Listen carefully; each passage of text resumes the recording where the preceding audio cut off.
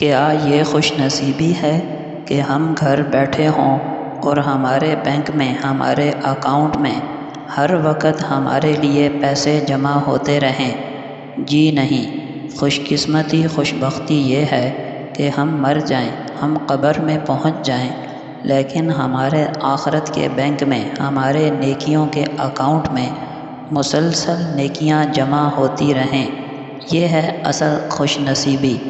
سیدنا انس رضی اللہ عنہ بیان کرتے ہیں کہ نبی اکرم صلی اللہ علیہ وسلم نے فرمایا، 7 اعمال ایسے ہیں جن کا اجر بندے کے لیے جاری رہتا ہے حالانکہ بندہ موت کے بعد قبر میں پہنچ چکا ہوتا ہے۔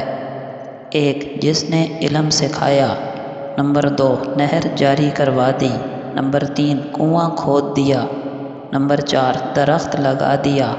نمبر 5، مسجد بنا دی۔ 6، پڑھنے کے لیے قرآن کریم چھوڑ دیا، یعنی کسی کو دے دیا۔ یا 7، ایسی اولاد چھوڑ کر گیا جو اس کی موت کے بعد اس کی مغفرت کے لیے دعائیں کرتی ہو۔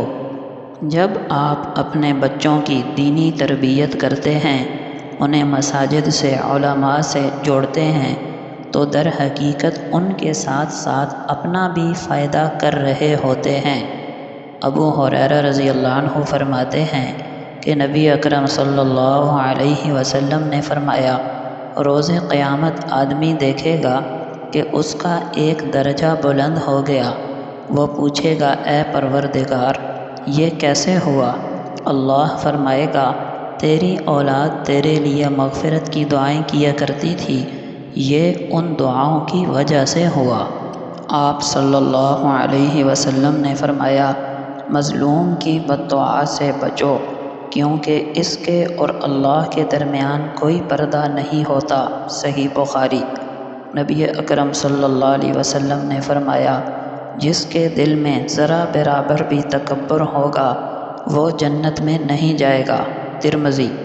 آپ نے فرمایا، جس نے حق پر ہوتے ہوئے جھگڑا نہ کیا تو اس کے لیے جنت کے بیچ میں محل بنایا جائے گا۔ سنن ترمذی۔